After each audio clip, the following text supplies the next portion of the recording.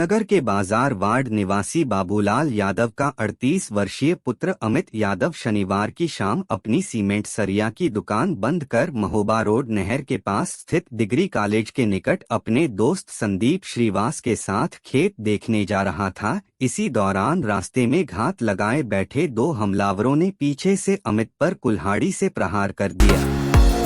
देव दीपावली 2024 की तारीख 15 नवंबर है। इस बार काशी के घाट 12 लाख दियों से जगमगाएंगे। गंगा में बजड़ो छोटी बड़ी नौकाओं संग जलयान में टिकट बुक कराएं और गंगा आरती के साथ ही गंगा पार रेत पर ग्रीन आतिशबाजी का आनंद लें। जिला प्रशासन, पुलिस, पर्यटन गाइड एसोसिएशन और समाजसेवी संस्थाओं के साथ पर्यटन विभाग कई बार बैठक कर योजना बना चुका है। इस सर्दी में सरकार गरीबों को ठंड से बचाने के लिए कंबल वितरण की तैयारी कर रही है। 2.2 किलोग्राम वजन के कंबल की लंबाई 235 और चौड़ाई 140 सेंटीमीटर होगी। प्रत्येक कंबल की कीमत 500 रुपए होगी। जिलाधिकारियों को कंबलों की खरीदारी जेम पोर्टल के माध्यम से करने के निर्देश दिए गए हैं। कंबलों पर यह भी लिखा जाएगा कि राजस्व विभाग की तरफ से मुफ्त है। पिता का आरोप है कि मोनिस्का गांव की एक युवती से प्रेम प्रसंग चल रहा था, जिस वजह से युवती के पिता व भाई नाराज थे। पिता पुत्र ने मोनिस की हत्या करने की साजिश रची। 10 अगस्त को युवती के पिता ने फोन करके मोनिस से घर लाने के लिए कहा था, लेकिन उसके बाद वह वापस घर नहीं लौटा। उत्तर प्रदेश में शिक्षा के क्षेत्र में एक बड़ा बदलाव होने जा रहा है। राज्य में अब लखनऊ सहित 6 जिलों में स्पेशल एजुकेशन जोन SEZ बनाया जाएगा। इन SEZ में एक ही जगह पर प्री प्राइमरी से लेकर विश्वविद्यालय स्तर तक की शिक्षा मिल सकेगी। प्रत्येक SEZ में 8 निजी विश्वविद्यालय व अन्य संस्थान खोले जाएंगे। ऐसे में कुल 40 नई यूनिवर्सिटी खुल सकेंगी। मथुरा और वृंदावन देश ही नहीं बल्कि दुनिया में धार्मिकता और आध्यात्मिकता के लिए फेमस है। हर साल करोड़ों लोग यहाँ पर दर्शन के लिए आते हैं। कृष्ण नगरी के तौर पर यह पूरी दुनिया में विख्यात है। अब इसको देखते हुए यमुना प्राधिकरण ने फेज 2 में औद्योगिक क्षेत्र को कम कर दिया है, जबकि पर्यटन के क्षेत्र में बढ़ोतरी की है। पढ़े एक क्लिक में पूरी जानकारी। सपा ने कुंदर की उपचुनाव को प्रभावित करने के आरोप में मुरादाबाद के मंडलायुक्त, जिला पूर्ति अधिकारी और थानाध्यक्ष के तत्काल स्थानांतरण की मांग की है। सपा का आरोप है कि ये अधिकारी भाजपा के पक्ष में मतदान के लिए दबाव बना रहे हैं। वहीं 9 सीटों पर होने वाले विधानसभा उपचुनाव में अपने प्रत्याशियों के समर्थन में सपा दीपावली के बाद कई बड़ी जनसभाएं आयोजित करेगी। उत्तर प्रदेश की 9 विधानसभा सीटों पर होने वाले उपचुनाव में मुख्यमंत्री योगी आदित्यनाथ भाजपा के स्टार प्रचारक होंगे। पार्टी ने फिलहाल बाहर से किसी बड़े नेता को नहीं बुलाया है। मुख्यमंत्री ने लोकसभा चुनाव के बाद ही सभी सीटों के लिए प्रभारी मंत्रियों की तैनाती कर दी थी। प्रदेश में फूलपुर, कटेहरी, कुंदरकी, गाजियाबाद, खैर, करहल, सीसामऊ व मझवा की सीटों पर भाजपा ने अपने उम्मीदवार उतारे हैं। Noida flat buyers. नोएडा में अपने घर का सपना देखने वाले लोगों के लिए खुशखबरी है।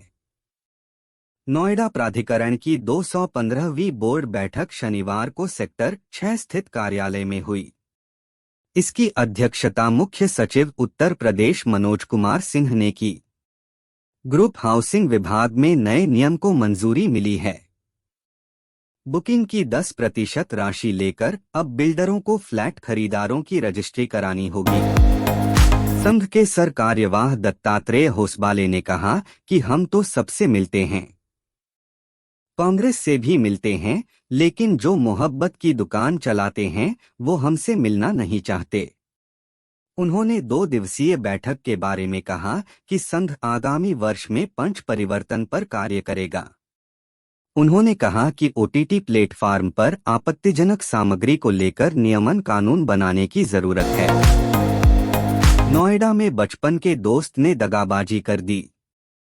दरअसल रोके होने की जानकारी मिली तो उसने उसकी मार्फ्ड फोटो बनाकर जानकारों को भेजकर रिश्ता तुड़वाया दिया। आरोपित ने रिश्ता होने को लेकर पीड़िता से मारपीट की और उसको सीढ़ियों पर धक्का देकर घायल भी कर दिया। पीड़िता ने थाने में मुकदमा दर्ज करवाया है। पुलिस मामले की जांच कर रही है। दिवाली के मौके पर मिश्रित आबादी वाले इलाकों में सुरक्षा के पुख्ता इंतजाम किए गए हैं। मुख्यमंत्री योगी आदित्यनाथ के निर्देश पर सभी संवेदनशील जिलों में अतिरिक्त सतर्कता बरती जा रही है। स्थानीय परिस्थितियों के अनुरूप नई कार्य योजना बनाकर पुलिस बल की तैनाती की गई है। डीजीपी प्रशांत कुमार ने इंटरनेट मीडिया की लगातार निगरानी के साथ ही शरारती तत्वों के विरुद्ध कार्रवाई का निर्देश दिया है। भारतीय पीएचडी छात्रा ने ऑक्सफोर्ड यूनिवर्सिटी पर बड़ा आरोप लगाया है। दरअसल तमिलनाडु निवासी लक्ष्मी बालकृष्णन ऑक्सफोर्ड यूनिवर्सिटी से इंग्लिश में पीएचडी कर रही थीं। इसके लिए वह करीब 1 करोड़ रुपए भी खर्च कर चुकी थीं। लेकिन ऑक्सफोर्ड यूनिवर्सिटी ने पीएचडी के चौथे साल में उन्हें अचानक इस प्रोग्राम से निकाल दिया। उन्होंने दावा किया कि फैकल्टी ने चौथे साल में उनके रिसर्च आइडिया को खारिज कर दिया। खालिस्तानी आतंकी हरदीप सिंह निज्जर का मृत्यु प्रमाण पत्र कनाडा ने अभी तक नहीं दिया है। कई महीने पहले राष्ट्रीय जांच एजेंसी एनआईए ने निज्जर का मृत्यु प्रमाण पत्र मांगा था। सूत्रों ने बताया कि कनाडा सरकार ने एनआईए से निज्जर का मृत्यु प्रमाण पत्र मांगने का कारण पूछा है। निज्जर की पिछले साल जून में ब्रिटिश कोलंबिया के सर्वे में गुरुद्वारे के बाहर गोली मारकर हत्या कर दी गई थी। केंद्रीय शिक्षा मंत्री धर्मेंद्र प्रधान ने मैक्वेरी विश्वविद्यालय सिडनी ऑस्ट्रेलिया में मैक्वेरी पार्क इनोवेशन डिस्ट्रिक्ट का दौरा किया। इस अवसर पर विश्वविद्यालय के कुलपति एवं अध्यक्ष प्रोफेसर एस ब्रूस डाउटन और अन्य अधिकारियों ने धर्मेंद्र प्रधान का स्वागत किया। केंद्रीय मंत्री ने कहा कि विश्वविद्यालय भारतीय शैक्षणिक संस्थानों एवं उद्योगों के साथ साझेदारी कर रहा। उन्होंने कहा छात्रों को सफलता के लिए तैयार करने के लिए ये बहुत महत्वपूर्ण है। केंद्रीय सामाजिक न्याय एवं अधिकारिता मंत्रालय ने आज विश्व बैंक के सहयोग से एक सेमिनार का आयोजन किया। इसका प्राथमिक उद्देश्य सामाजिक सुरक्षा योजनाओं के प्रभाव को बढ़ाना है। यह सुनिश्चित करना है कि सबसे अधिक हाशिए पर रहने वाले समुदायों को समय पर और मजबूत सहायता मिले। सेमिनार में विश्व बैंक से कई बड़े अर्थशास्त्रियों ने अपनी बात भी रखी। Kerala HC on breast feeding. Kerala high court ने बाल कल्याण समिति के उस आदेश को खारिज कर दिया जिसमें स्तनपान करने वाले बच्चे की कस्टडी उसके पिता को सौंप दी गई थी। सीडब्ल्यूसी ने बच्चे की कस्टडी पिता को सौंप दी थी क्योंकि उसका मानना था कि बच्चा अपनी मां के साथ सुरक्षित नहीं रहेगा क्योंकि महिला अपने ससुर के साथ भाग गई थी। भारतीय सेना 31 अक्टूबर यानी दीपावली के दिन से डेमचोक और देपसांग में सशस्त्र पेट्रोलिंग शुरू कर देगी। देपसांग और डेमचोक में अप्रैल 2020 से पहले की स्थिति के अनुरूप भारतीय सेना पेट्रोलिंग सुनिश्चित करेगी। एलएसी पर टकराव खत्म करने के लिए भारत चीन के बीच ताजा सहमति डेमचोक और देपसांग के इलाके में ही पेट्रोलिंग शुरू करने को लेकर बनी है। प्रधान न्यायाधीश डीवाई चंद्रचूड़ ने शुक्रवार को कहा कि समाज के प्रति उनकी करुणा की भावना ने ही एक न्यायाधीश के रूप में उन्हें निरंतरता प्रदान की है, खासकर मामलों की पड़ताल जैसे महत्वपूर्ण अवसरों पर। पड़ताल का तत्व हमारे काम में शामिल है। इससे कोई भी चीज छूटती नहीं है।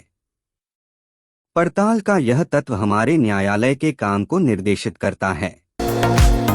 केरल में राज्य जीएसटी विभाग की खुफिया शाखा के 700 अधिकारियों की टीम ने अपनी तरह के पहले ऑपरेशन में त्रिशूर में सोने के आभूषण बनाने वाली कई कंपनियों पर छापेमारी कर 104 किलोग्राम बेहिसाबी सोना जब्त किया है।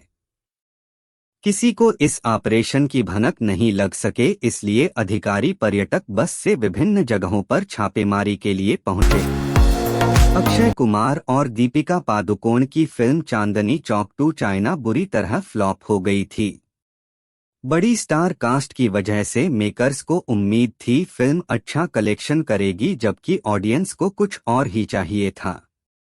फिल्म जब रिलीज हुई तो लोगों ने इसे नकार दिया और ये फ्लॉप हो गई। अब निर्देशक निखिल आडवाणी ने एक किस्सा शेयर किया है। सिंघम अगेन दिवाली के दिन धमाका करने वाली है। फिल्म को लेकर एक्साइटमेंट और भी बढ़ गई जब खबर आई कि फिल्म में सलमान खान भी नजर आएंगे। वह एक्शन थ्रिलर मूवी में चुलबुल पांडे के रूप में दिखाई देंगे। फिल्म की रिलीज से पहले ही फैंस का ये ख्वाब पूरा हो गया है। एक फ्रेम में सिंघम और चुलबुल पांडे नजर आए हैं। 10वीं एक्ट्रेस निम्रत कौर को लेकर लंबे समय से ऐसी खबरें चल रही हैं कि वह अपने को स्टार रह चुके अभिषेक बच्चन को डेट कर रही हैं। ये खबरें उस वक्त आईं जब सोशल मीडिया पर अभिषेक और ऐश्वर्या राय के तलाक के कयास लगाए जा रहे हैं। अब निम्रत ने अफवाहों पर रिएक्शन दिया है।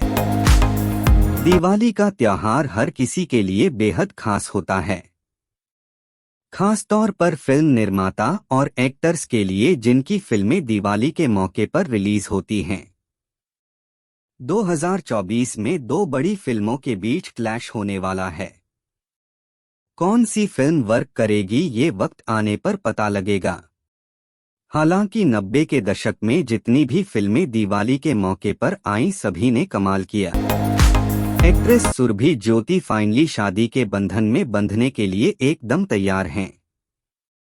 मार्च महीने में ही वह सुमित सूरी के साथ शादी करने वाली थीं, लेकिन किसी वजह से उनकी शादी पोस्टपोन हो गई थी। हालांकि अब वह शोर शराबे से दूर पहाड़ियों के बीच अपने प्यार सुमित के साथ शादी करने जा रही हैं। उनकी मेहंदी सेरेमनी की फोटोज सामने आई हैं। भूल भुलैया की मंजुलिका विद्या बालन ने खुलासा किया है कि अनीस बज़्मी ने उन्हें भूल भुलैया 2 का भी ऑफर दिया था, लेकिन एक्ट्रेस ने सीक्वल करने से इनकार कर दिया था। उन्होंने बताया कि आखिर उन्होंने तीसरे पार्ट को लेकर क्यों हामी भरी। भूल भुलैया 3 में मंजुलिका बनकर विद्या बालन ने वापसी की है।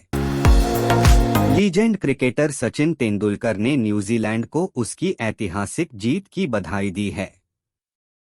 सचिन ने मिचेल सेंटनर का खास जिक्र करते हुए उनके प्रदर्शन की सराहना की है। सचिन ने अपने सोशल मीडिया अकाउंट पर लिखा कि मेहमान टीमों का भारत में आकर टेस्ट सीरीज जीतने का सपना होता है। सचिन ने आगे लिखा कि न्यूजीलैंड ने इस सपने को सच कर दिखाया है। भारत ने शनिवार को न्यूजीलैंड के खिलाफ 3 टेस्ट मैच की सीरीज गंवा दी है। न्यूजीलैंड ने दूसरे टेस्ट मैच में भारत को 113 रन हराकर 0-2 की अजेय बढ़त बना ली है। भारत का आगामी ऑस्ट्रेलिया दौरा है। 22 नवंबर से बॉर्डर गावस्कर ट्रॉफी खेली जाएगी। यह भारत और ऑस्ट्रेलिया दोनों के लिए महत्वपूर्ण होगी। भारत को WTC का फाइनल खेलने के लिए 3 टेस्ट मैच जीतने हैं।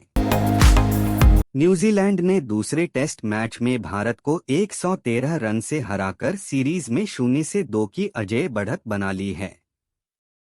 यह पहली बार है जब न्यूजीलैंड ने भारत की धरती पर कोई टेस्ट सीरीज जीती है।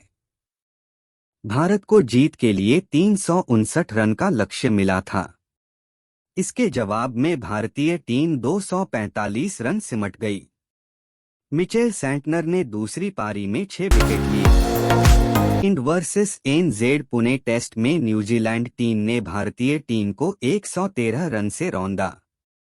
इस जीत के साथ ही कीवी टीम ने 3 मैचों की टेस्ट सीरीज भी 2-1 से अपने नाम की। पहले टेस्ट में न्यूजीलैंड ने भारतीय टीम को 8 विकेट से हराया था। सीरीज हार के साथ ही भारतीय टीम ने कई अनचाहे रिकॉर्ड भी बना दिए हैं।